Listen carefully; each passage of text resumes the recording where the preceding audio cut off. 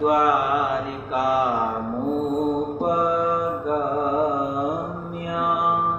विक्रमी तत्र पतियुक्तः पति सकन्यायाः यह पाणिग्राहको भवे। नायक 4 प्रकार के होते हैं, हमने श्रवण किया था। कितने प्रकार के होते हैं? 4 प्रकार। कौन कौन सा? धीर उदात्त, धीर ललित, धीर शांत और धीर उद्गीत। तो 4 प्रकार के नायक का लक्षण भी हमने श्रवण किया।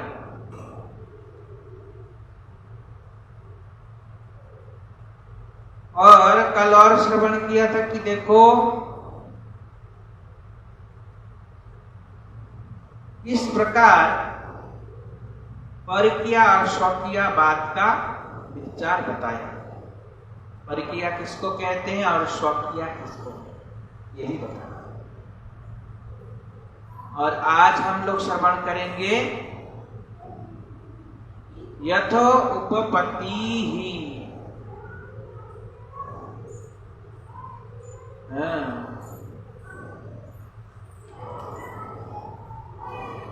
यथा पद्यावल्यम, पद्यावली से एक श्लोक को बोल रहे हैं। क्या कह रहे हैं? संकेति कृता कोकिलादि निंदितं कंस द्विषः करवतो द्वारन्मोचन लोल शंख बलय पवनं मुहुः शृण्वतः। क्या कह रहे हैं? संकेती कृत कोकिल आनंदितम। भगवान ने क्या किया? एक समय बद्री पेड़, जानते बद्री किसको कहते हैं? बेर के पेड़ को बद्री कहा जाता है। इसको कहते हैं बेर जानते हैं ना, बेर खाते हैं। तो बेर के पेड़ को बद्री कहते हैं संस्कृत में। क्या कहते हैं? बद्री। तो बद्री के पेड़ के नीचे भगवान बैठ कर के रात्रि में, कितने बजे? रात्रि। कब? रात्रि के समय। और राधा रानी के दरवाजे के बाहर, राधा रानी के दरवाजे के बाहर क्या है? बेर के पेड़। और बेर के पेड़ में नीचे बैठ के रात्रि में कोयल के जैसे कुहू कुहू कर रहे। कौन? भगवान। संकेत क्या कर रहे हैं? कोयल के जैसे कुहू कुहू कर रहे हैं। तो कोयल के जैसे कुहू कुहू कर रहे हैं, तो इतने में राधा रानी उस आवाज को सुनी और सुन करके अपने घर से, मतलब दरवाजा खोल के बाहर आने की चेष्टा किया। और जैसे बाहर आने की चेष्टा किया तो राधा रानी के हाथ में शंख से बना हुआ चूड़ी, किससे बना हुआ चूड़ी? शंख से बना हुआ चूड़ी। तो शंख से बना हुआ चूड़ी खंगनने लगा, आवाज करने लगा, खन खन करके। और जैसे खन खन करके आवाज किया तो कृष्ण को बहुत अच्छा लगा, आनंद हुआ कि राधा रानी आ रही है, ऐसा करके आनंद हुआ। और जैसे खन खन करके आवाज किया ना, तो इतने में बूढ़ी सास जटिला जाग गई और जाग कर कह रही है, कौन है रे, कौन है, कौन है रे, ऐसे कहने लगी। जैसे ऐसे कहने लगी, राधा रानी कहती है बुढ़िया तो जग गई, अभी तक मरी भी नहीं, मतलब सोई नहीं, जग गई। लेकिन मेरा राधा रानी डर गई। और इतने में फिर क्या हुआ? राधा रानी फिर चुकी, बोलती बुढ़िया फिर सो जाए, फिर हम अब फिर कृष्ण कुछ देर बाद वो कृष्ण भी चुप हो गए, डर गए, बुढ़िया जाग गई, कृष्ण चुप हो गए। इतने में फिर थोड़ी देर बाद फिर राधा रानी सोचती सो गई, ऐसे होता है ना, ऐसे सो गई है। और फिर कृष्ण ऐसे कुहू कुहू किया, जैसे कुहू कुहू किया तो राधा रानी फिर अपना साकल, वो दरवाजे के साकल को खोल के आना जैसे ही चाह रही थी, इतनी कनकन आवाज हुआ तो फिर बुढ़िया जाग गई। और फिर बुढ़िया के कौन है रे, कौन है दरवाजे में, ऐसे कहने लगी। और ऐसे करते करते रात बीत गई। क्या हुआ, पूरी रात बीत गई और राधा रानी बाहर आ नहीं पाई। राधा रानी कमरे में ही, मतलब दरवाजे के अंदर ही रही, घर के बाहर आ नहीं सकती।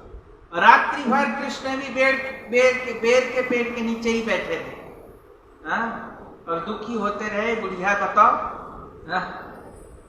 जागती रही ऐसे। राधा रानी की सास है ना, बहुत भयानक थी। कृष्ण को राधा रानी को कृष्ण से मिलने ही नहीं देती, इतना खतरनाक। मालूम, राधा रानी का सास का नाम क्या है, जटिला। क्या नाम है, जटिला। और उनके ननद का क्या नाम है, कुटीला। क्या नाम है, कुटीला। जटिला और कुटीला। कुटीला है ननद और जटिला है सास। जटिला मतलब क्या है, जो जटिल है, और कुटीला मतलब जो कूट नीति करती रहती है। अब क्या करती है ननद, घर में जब आती है ना, भाभियों के लगाती रहती है। क्या करती है, भाभियों का लगाती रहती। किसको लगाएगी, माँ को। और किसी को लगा भी नहीं सकता, लगाएगी तो किसको लगाएगी, माँ को। माँ अगर होगी ना तो माँ को जाकर के ननद लगाती है। नहीं लगाती है, अब नहीं लगाती। उनके जमाने में लगा भाई जी, आपने लगाती, अब तो भाभी का पक्ष नहीं। तो इसलिए ऐसे करती हैं। तो ऐसा है, तो राधा रानी पूरा, कृष्ण भी ऐसे ही रहे। अब क्या कह रहे हैं, अत्रैव परमोत्कर्षः सिंगारस प्रतिष्ठितः यथा मुनि। क्या कह रहे हैं, इसी प्रकार श्रृंगार रस प्रतिष्ठित होता है नहीं मिलने से। मिलन और विवाह हमेशा होना चाहिए। श्रृंगार रस, मिलन और विवाह भी होना चाहिए। विवाह होने से मिलन की पूर्ण रूप से अनुभूति होती है।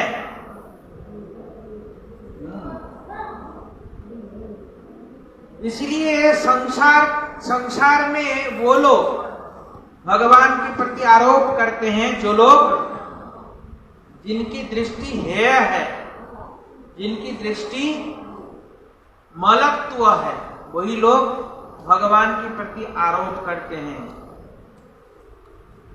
पर भक्ति कितना आनंदमय है, भक्ति करने से ही पता चलता है।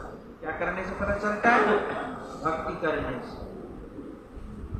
जो भक्ति करता है वो पाता है, जो नहीं करता वो नहीं पाता। कल जैसे बताया था कि 4 प्रकार के अनुकूल नायक होते हैं। 4 प्रकार के कैसे नायक होते हैं, उपपति और पति भेद से 4 प्रकार के लोग होते हैं, है ना, बताया था ना। उपपति और पति में 4 प्रकार का भेद होता है। उनके अंदर 4 प्रकार का स्वभाव होता है। क्या होता है, 4 प्रकार का स्वभाव। अनुकूल, दक्षिण, सत और धृत। कल मैंने केवल अनुकूल नायक का बताया। अनुकूल किसको कहते हैं, कल बताया था ना। अनुकूल किसको कहते हैं, अतिरक्तया नार्याम त्यक्त्वान्य ललनास्पृहा सीतायां रामात् यो यम अनुकूलः परिकीर्तितः। क्या कह रहे हैं? अतिरक्तया नार्यम, जो अन्य नारी के प्रति भाव नहीं रखता, केवल अपने नारी में ही प्रसन्न रहता है, उसको अनुकूल नायक कहा जाता है। जैसे कि राम जी सीता जी के प्रति थे, तो इसलिए कह रहे हैं सीतायाम रामात्, जैसे राम जी सीता जी के प्रति भावना रखते थे, सीता जी को छोड़ के किसी को भी किसी भी स्त्री के बारे में सोचते नहीं थे, इसी को अनुकूल नायक कहा। तो फिर बताया राधायामेव कृष्णस्य सुसिद्धानुकूला तदा लोके कदाप्यस्य नान्य संग स्मृतिं व्रजे। ऐसा ही कृष्ण भी है। ऐसा कौन है? कृष्ण भी ऐसा ही है। राधायामेव कृष्णस्य, जब राधा रानी के साथ कृष्ण रहता है तो क्या होता है? सुप्रसिद्धानुकूला अनुकूलता तदा लोके कदाप्य न अन्य संगः स्मृतिं व्रजे। उनको दूसरे की स्मृति तक नहीं होता, दूसरी स्त्रियों का। अगर कृष्ण राधा रानी के साथ रहते हैं तो दूसरी स्त्रियों के प्रति उनका क्या होता है? स्मृति भी नहीं होता, बिल्कुल नहीं होता। तो इसलिए कहने की तात्पर्य है कि कृष्ण भी अनुकूल नायक है। कृष्ण कौन है? अनुकूल नायक। अब बता रहे हैं कृष्ण के प्रति राधा की आसक्ति। वृंदा देवी कह रही है, हे राधे, जिनकी बुद्धि रसिकता समूह द्वारा परिवेष्टित है, जो महासौंदर्य से समुज्ज्वल है, ऐसी ऐसी सैकड़ों गोपियां जो कृष्ण को आकर्षित नहीं कर पाती है। गोपियां कैसे हैं? एक एक गोपी इतनी सुंदरी है, बहुत ही ज्यादा सुंदरी। स्वर्ग की देवियां क्या है उनके सामने? कुछ भी नहीं है। अप्सराएं क्या है? कुछ भी नहीं है। स्वर्ग की अप्सरा उनके सामने कुछ भी नहीं है। गोपियों के सामने गोपियां इतनी सुंदरी हैं, पर फिर भी कृष्ण उन गोपियों के प्रति आकर्षित नहीं होते। फिर भी किसके प्रति आकर्षित होते? श्रीमती राधा रानी के प्रति आकर्षित होते हैं। तो कहने की तात्पर्य क्या है? राधा रानी ऐसा कृष्ण को वशीभूत करती है। राधा रानी क्या करती है? ऐसा कृष्ण को वशीभूत करती है। राधा रानी के प्रति ही कृष्ण आकृष्ट होती हैं, इसलिए आकृष्ट होते हैं। इसलिए वृंदा देवी कह रही है कि हे राधे, तुम्हारा सौभाग्य का कहाँ वर्णन किया जाए? कैसे वर्णन किया जाए?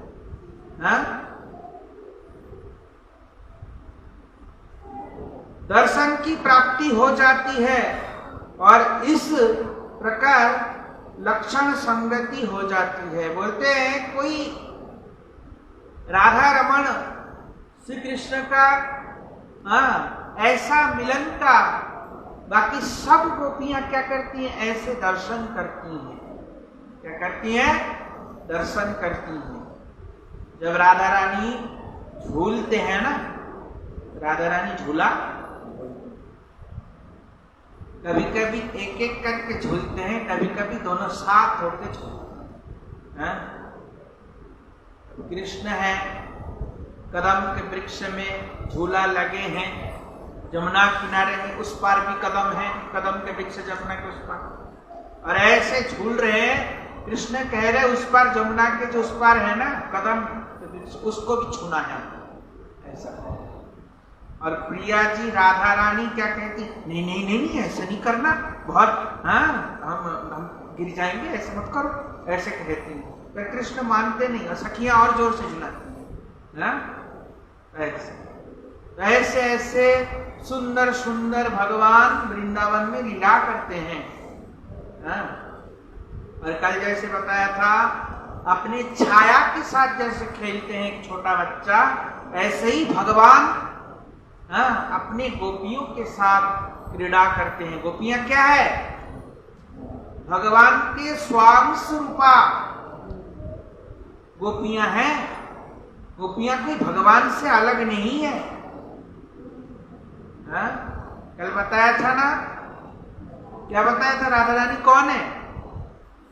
कृष्ण की प्रेम किया और आत्मा ही राधा रानी है। कृष्ण के कौन?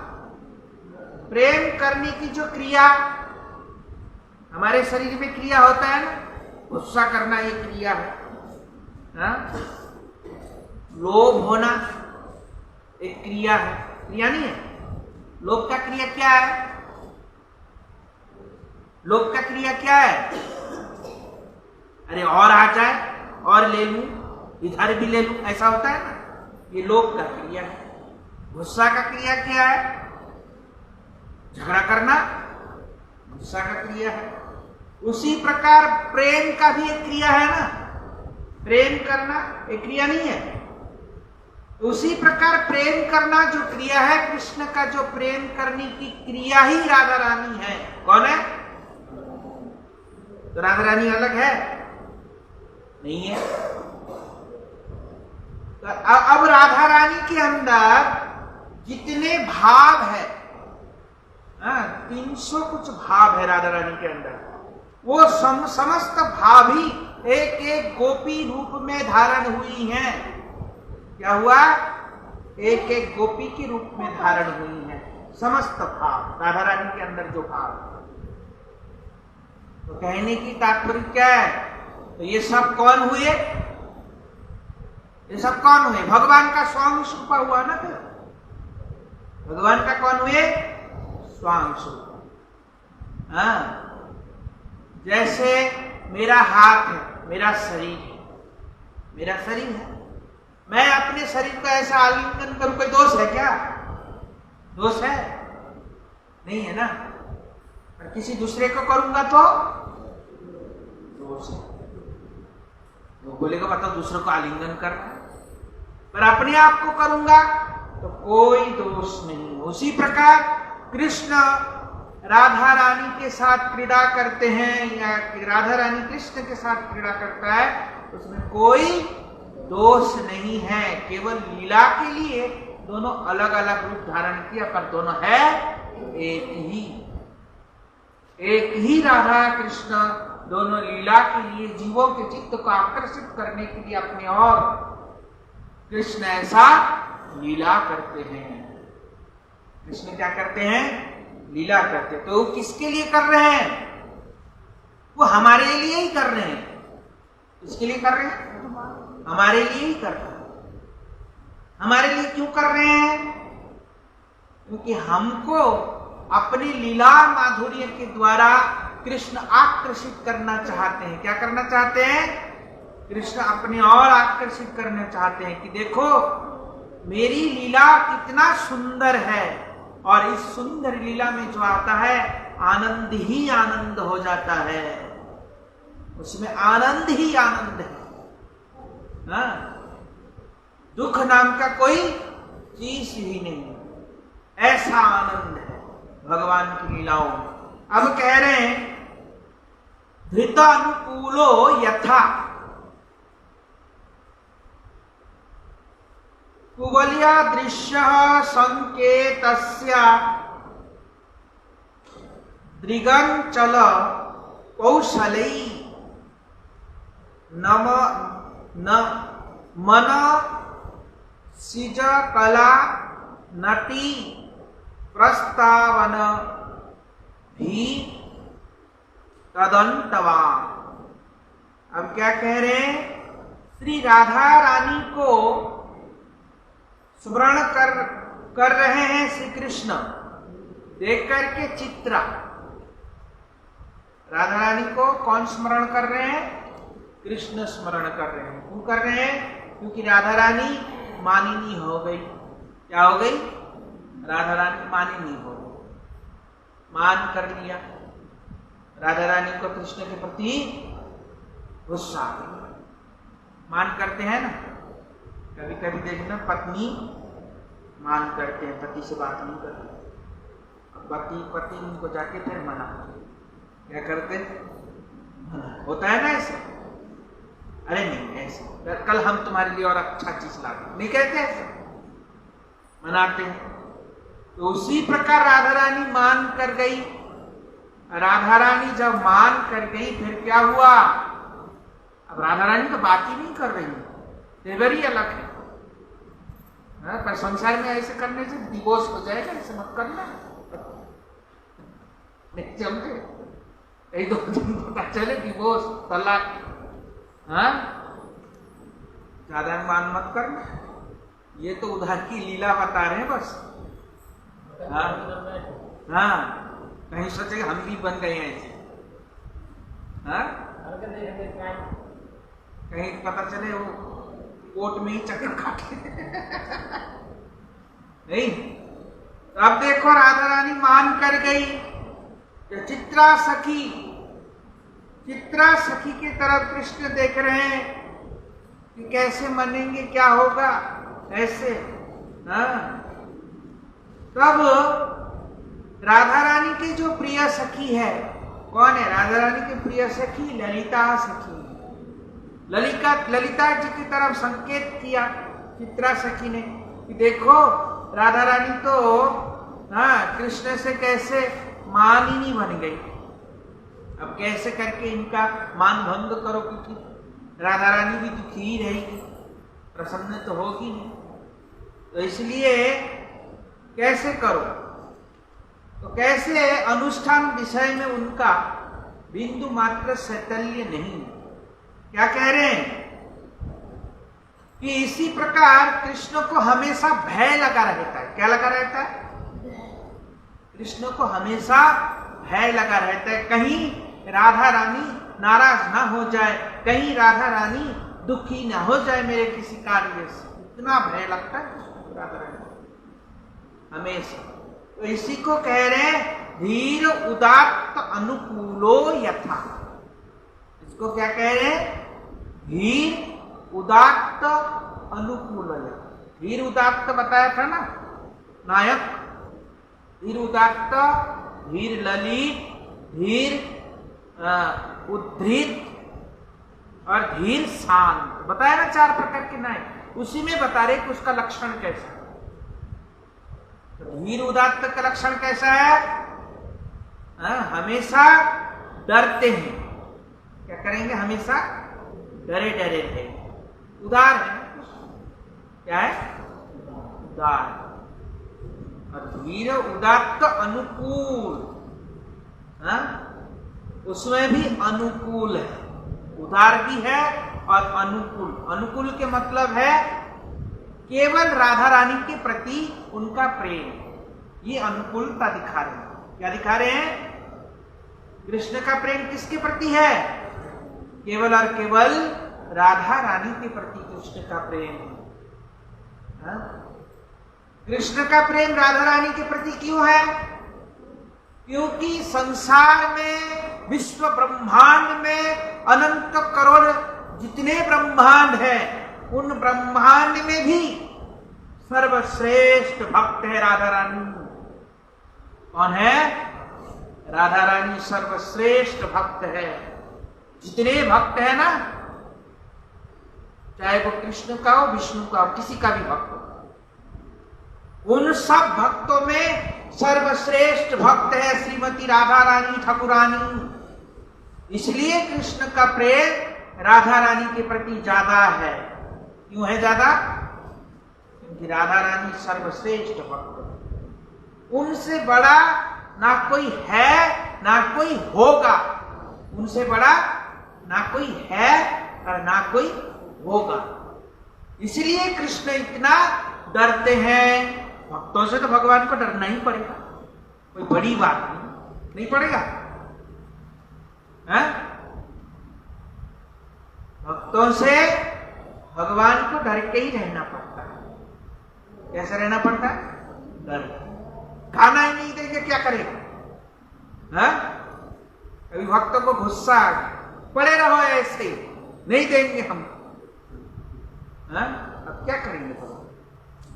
प्रेम भी ऐसा होना चाहिए, तभी तो भगवान के प्रति प्रेम भी ऐसा ही होना चाहिए। भगवान से ही गुस्सा कर देंगे वो आकर के, जो वक्त होते हैं भगवान से ही गुस्सा कर देंगे। इतना दिन हो गया करते करते क्या कर रहा है पता नहीं, ऐसे गुस्सा कर देंगे। नहीं समझ में आया? तो ये प्रेम, पर ऐसा प्रेम है तो कर सकते हैं, नहीं है तो नहीं करना चाहिए। हाँ? तो इसीलिए राधा रानी इतनी बड़ी भक्त है कृष्ण के, इसलिए कृष्ण हमेशा कांपता रहता है। क्या करते हैं? कांपता रहता है। कृष्ण पैर भी रखते हैं ना, कांपते कांपते रखते हैं। राधा रानी के सामने पैर रखते हैं ना, कृष्ण कांपते कांपते ठठोरते हुए रखते हैं। ऐसा है? ऐसा है राधा रानी की महिमा। इसलिए राधा रानी के हम लोग गौड़िया संप्रदाय के लोग राधा रानी के भक्त क्यों हैं? क्योंकि राधा रानी के भक्त होने से अनायास कृष्ण प्राप्ति हो जाता है। कृष्ण को अपने आप आना पड़ता है। तो इसलिए राधा रानी का इतनी महिमा है। तो इसलिए कह रहे हैं कि कृष्ण इसी प्रकार धीर उदात्त का उदाहरण प्रस्तुत किया है। कैसे प्रस्तुत किया है? धीर उदात्त का उदाहरण। अब धीर ललित का अनुकूल कृष्ण युगल की लीला में माधुर्य आस्वादन से प्रसन्न चित्त वाली पूर्णवासी नंदी मुखी से कह रही हैं, अनुराग वशतः पिता माता ने इनके ऊपर किसी भी कार्य का भार अर्पण नहीं किया। वे केवल श्रीमती राधा के साथ बिहार प्रयाण होकर के यमुना कुलवर्तिनी वन श्रेणी को अलंकृत करते हैं। देखो कृष्ण जो है, कृष्ण के जो माता पिता है नंद बाबा है, यशोदा मैया है। माता पिता नंद बाबा यशोदा मैया क्या करते हैं? कृष्ण को किसी भी प्रकार का काम नहीं दिया। क्यों? क्योंकि कृष्ण को बहुत प्रेम करते मैया यशोदा, नंद बाबा बहुत प्रेम करते। उनको काम करता हुआ देखना उनको पसंद नहीं होता है। जिनके प्रति हम ज्यादा प्रेम होता है ना, तो थोड़ा सा काम करते हैं, हम कर देंगे, तुम बैठे रहो, ऐसे नहीं होता है। और ये कब होता है मालूम है? संसार में। हरे कृष्ण। संसार में कब होता है? जब नई नई शादी होती है, पत्नी जब नई नई घर में आती है, उनके सामने बड़ा काम करके आदमी दिखाता है। क्या करते हैं? आदमी बड़ा काम करके दिखाता है। नहीं होता है? बड़ा काम करके दिखाता है। वो करने भी नहीं देते। कभी कभी कोई काम तो उनको करने भी नहीं देते। ऐसा होता है शुरू में जब शादी होती। नहीं होता? आपने नहीं किया? तो ऐसा होता है शुरू में प्रेम होता है, करने नहीं देते प्रेमी काम। तो उसी प्रकार मैया यशोदा, नंद बाबा कृष्ण को कोई काम नहीं दिया। और कृष्ण क्या है? जिस घर में बच्चे काम नहीं करते, बच्चे कैसे हो जाते हैं? हाँ? कैसे हो जाते हैं? हाँ? घूमता ही रहता है ऐसे। तो कृष्ण ऐसे घूमते रहते हैं। क्या करते हैं? घूमते रहते। काम तो है ही नहीं, काम धाम तो है नहीं, क्या करेंगे? गोचारण का बहाना है, वो गोचारण जबरदस्ती, हम तो चराएंगे, हमको भेजो जल्दी, ऐसा। बिल्कुल मैया यशोदा कहती बिल्कुल नहीं, हमारे घर में नौकर मर गए क्या, तू गाय चराए, बछड़े चराएगा? इतने सारे हमारे नौकर है, 9 लाख गाय जिनके हैं, तो कितने नौकर होना चाहिए?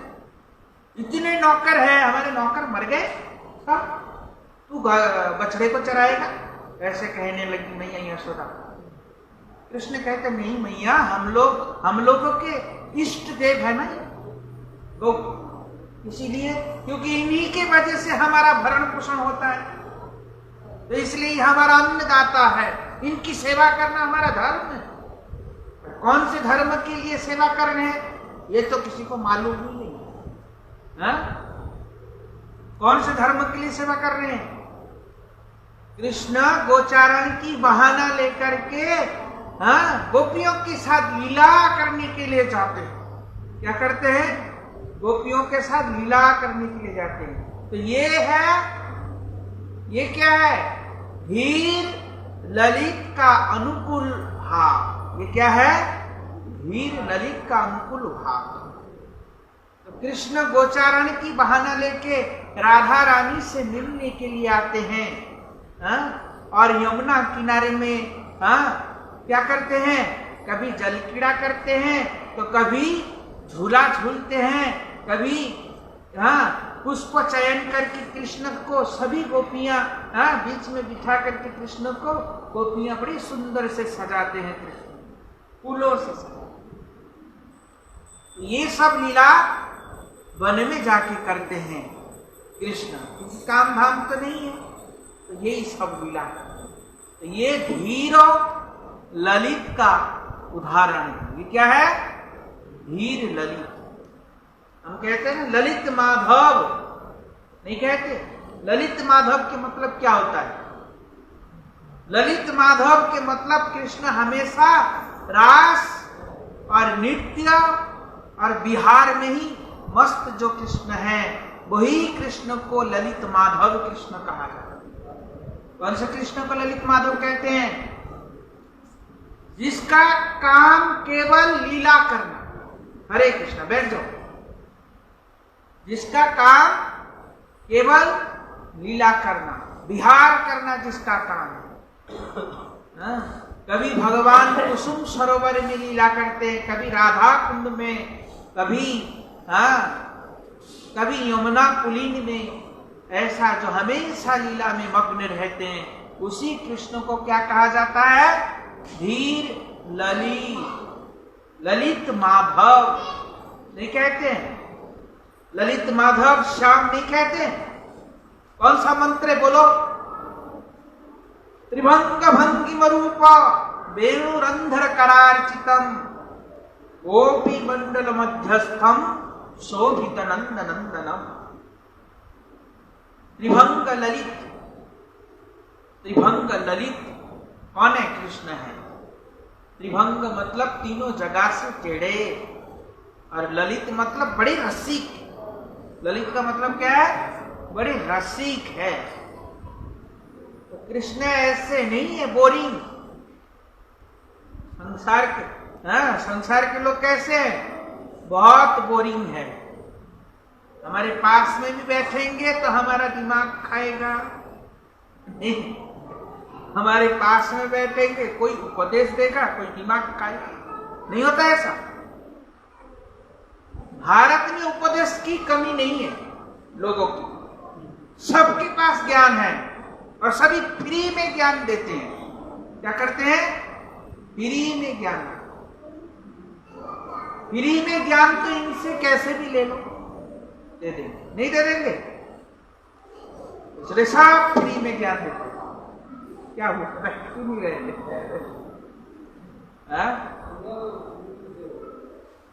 कीड़ा आ गया, बिछाया नहीं, क्या सफाई है बहुत अच्छा, अच्छा, तुमसे यहाँ जंगल है तो कीड़ा तो आएगा ही। हाँ? जंगल में मोर नाचा किसने देखा? हाँ? तो क्या कह रहे हैं? तो ऐसा धीर ललित का उदाहरण प्रस्तुत किया। कैसे प्रस्तुत किया? कि कृष्ण को किसी भी प्रकार का काम नहीं है, तो क्या करते हैं? यमुना पुलिन में जाकर के कृष्ण लीला विहार करते हैं। क्या करते हैं? लीला विहार इसी प्रकार करते हैं। अब कह रहे हैं धीर शांता अनुकूलो यथा। अब धीर शांत का अनुकूल का वर्णन करें। अनुकूल है, दक्षिण है, सख है और धृष्ट। पहले अब अनुकूल का ही वर्णन कर रहे हैं। धीर शांत का अनुकूल कैसा होता है? ब्रह्मोपास्ति विधौ तव प्रणयिता पुरेण वै संगते क्षमा देवस्य कथं गुणो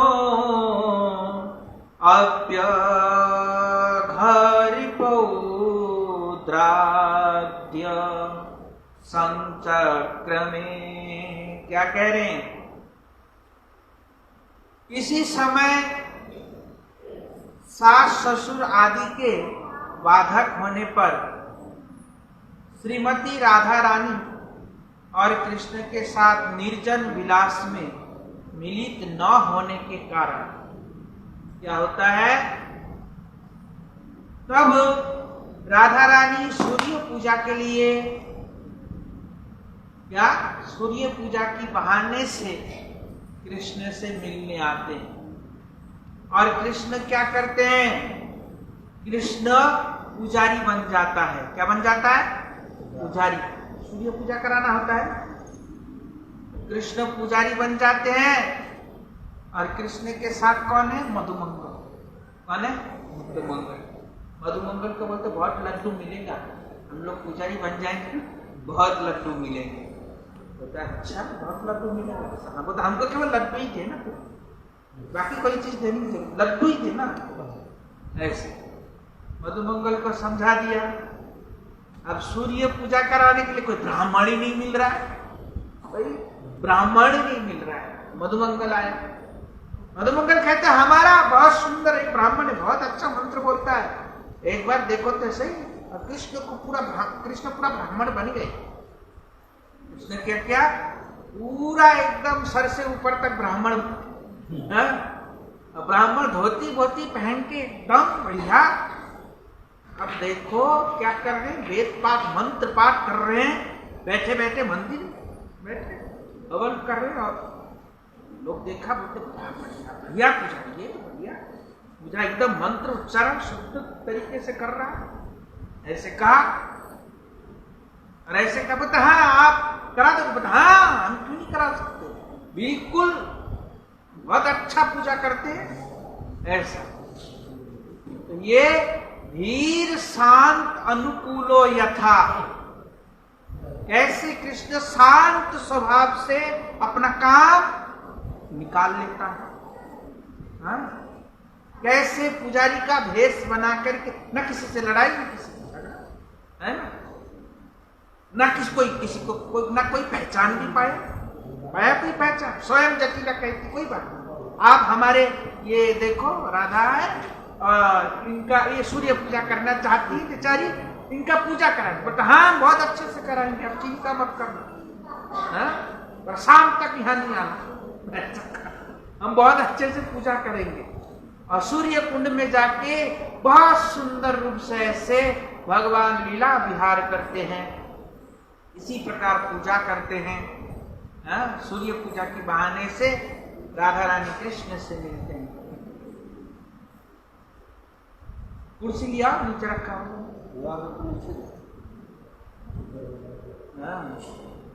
ये तो यहाँ आ जाओ। सूर्य पूजा के बहाने से ऐसे आते हैं। तो इसी प्रकार धीर और शांत स्वभाव से कैसे अनुकूल, अनुकूल मतलब उनका क्या, अनुकूल पहले बता दिया ना। अनुकूल के मतलब केवल और केवल राधा रानी के साथ जो कृष्ण प्रसन्न रहते हैं। तो पहले फिर उसका भी चार चार करके बता रहे हैं। तो सबसे पहले क्या बताया अभी, धीर उदार। धीर उदार का क्या उदाहरण दिया है? धीर ललित का, धीर ललित का रसिक उदाहरण दिया।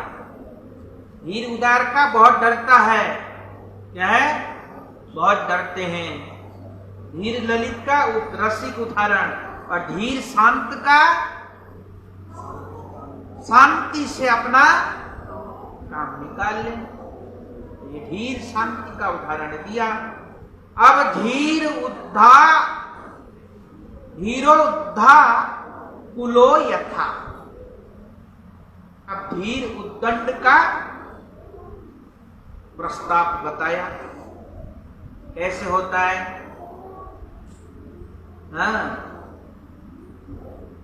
ब्रज देवी क्रीड़ा विलास करने के पश्चात निशांत के समय मानिनी श्री राधा को प्रसन्न करने के लिए श्री कृष्ण पहले श्रीमती राधिका की सर्वप्रधाना सखी ललिता से बोले, मैं शपथ पूर्वक कहता हूं कि मेरा प्रेम बिल्कुल निर्मल है। अब क्या है, उद्धृत, धीर उद्धृत, उद्धृत मतलब उद्दंड। अब क्या है कि कृष्ण को एक चंद्रावली पक्ष सखी है। कौन है? एक है राधा रानी और एक है चंद्रावली। इसे जानना चाहिए, सखियों का नाम है। राधा रानी जो है स्वपक्षा सखी। राधा रानी कौन है? स्वपक्षा। चंद्रावली कौन है? विपक्षा। कौन है?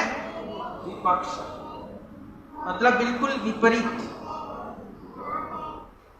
राधा रानी के अंदर कैसा भाव है? मदीयता। और विपक्षा गोपियों का भाव क्या है? त्वदीयता। क्या भाव है? विपक्षा गोपियों का भाव है त्वदीयता, राधा रानी का भाव है मदीयता। अच्छा, मदीयता त्वदीयता का मतलब क्या है?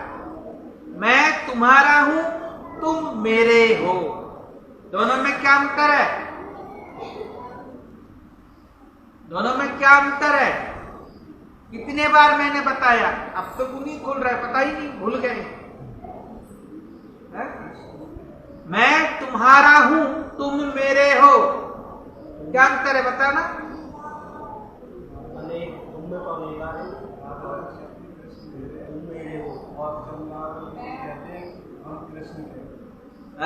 राधा रानी कहते हैं कि कृष्ण मेरे, इसमें अंतर क्या है? मैं ये बोला, मैं ये नहीं कह रहा हूं कौन क्या कह रहा है। तुम मेरे हो यानी कि तुम मेरे हो, तुम्हारे पर मेरा अधिकार। हाँ, मैंने बता दिया इसको। और मैं तुम्हारा हूँ यानी कि मेरे ऊपर तुम्हारा अधिकार। बढ़िया, याद है, बताया, याद है। हाँ बताया था, होटल में। कहाँ पे बताया? कहाँ पे होटल? कानपुर में बताया। तो मैं तुम्हारा हूं, तुम मेरे हो, मतलब मैं तुम्हारा, मतलब मैं तुम्हारा हूं, मतलब मेरे प्रति तुम्हारा अधिकार है ना? क्या है? मेरे प्रति तुम्हारा अधिकार। तुम जैसे रखोगे हम ऐसे रहेंगे। पर तुम मेरा है, तो इसका मतलब मेरा अधिकार संपूर्ण तुम्हारे ऊपर। समझ में आया? अब उसका भरण पोषण कौन करेगा? तुम मेरा होने से वहां भरण पोषण वो करेगा जो कह रहा है तू मेरा है, वो करेगा। और जहां ये होगा कि मैं उनका हूं, तो वो हमारा भरण पोषण। समझ में आया? जैसे गांव की भाषा से और बता देता हूं। जैसे गांव में पूछते हैं तू किसको है रे, हैं? तो क्या कहते हैं? उनका हूं। थोड़ी कहते हैं मेरा है, नहीं कहते। तो क्या कहते हैं? उनका हूं। और वो कहे, अगर उसके बाप से पूछेगा ये किसको है, तो क्या कहेगा? मेरा है। समझ में आया? नहीं आया? इसलिए तदीयता और मदीयता में भेद। समझ में आया? तो विपक्षा गोपी चंद्रावली, उनके अंदर भावना कि मैं कृष्ण की हूं। राधा रानी का क्या भावना है? कृष्ण मेरा है। कृष्ण किसका है? मेरा है। कृष्ण जब मेरा हुआ तो संपूर्ण अधिकार कृष्ण के ऊपर किसका है? राधा रानी का है। आया समझ में? इसीलिए कृष्ण घबराता है राधा रानी के पास। क्यों? क्योंकि कृष्ण का वहां कुछ भी नहीं है। कृष्ण का स्वतंत्रता वहां नहीं है। इसलिए राधा रानी से कृष्ण घबराता है बहुत ज्यादा। तो इसलिए क्या कह रहे हैं यहां पे, जब ऐसा कभी कृष्ण त्वदीयता गोपियां, मतलब जो चंद्रावली है, उनके पास कभी कभी चले जाते हैं, क्योंकि जबरदस्ती वो लोग पकड़ के ले जाता है कभी कभी। एक समय क्या हुआ, एक लीला की बात बताऊं। एक समय क्या हुआ, कृष्ण झूलने आ रहे थे। क्या? झूला झूलने आ रहे थे। झूला झूलने आ रहे थे तो चंद्रावली के सखी आई और आके श्यामला, हाँ, ये सब सखी आई, आकर के जबरदस्ती कृष्ण को पकड़ के ले गई। और यहाँ राधा रानी झूलने के लिए तैयार बैठी हैं, फूलों से सज धज के बैठी हैं। कृष्ण आएंगे, हम झूलेंगे, झूले में सज धज के बैठी। कृष्ण आया ही नहीं, क्योंकि कृष्ण को तो वहां ले गया खींच के। अब कृष्ण क्या करे, बेचारा खींच के ही ले गया और कृष्ण चले गए। अगले दिन सुबह आ रहे, इतने में देख लिया। कौन देख लिया? कृष्ण को ले जाता हुआ राधा रानी का तोता है ना, उसने देख लिया। और देख करके राधा रानी को आकर के बताता है, राधा रानी बेकार हो गया सब, श्रृंगार उतार दो। बोलता क्यों? क्यों उतार दो श्रृंगार? मैं इतना सुंदर से सजी धजी बैठी हूं। तोता कहता है बिल्कुल उतार दो, वो अब आएगा नहीं। वो तो कौन नहीं आएगा? बोलता अरे वही काला कलूटा कन्हैया नहीं आएगा। वो तो क्यों नहीं आएगा? हमसे वादा किया भाई आएगा करके। तो अच्छा, हम अभी देख के आया साक्षात लीला। बोलते क्या लीला देखा? तो मैंने देखा चंद्रावली के सखी लोग खींच के ले गया और वो चला कहा नाचते हुए गया। कैसे गया? नाचते हुए गया, मैं देख करके आया, ऐसा कहा। अच्छा, और राधा रानी सारा गजरा बजरा सब उतार के फेंक दिया। राधा रानी कहती है उस दुष्ट को, धूर्त को आने मत देना, बिल्कुल घुसने मत देना यहाँ, इसको घुसने मत देना हमारे कुंज में। पहरा लगा दिया, कड़ा पहरा। कैसा पहरा? एकदम सख्ताई कड़ा पहरा लगा दिया राधा रानी ने।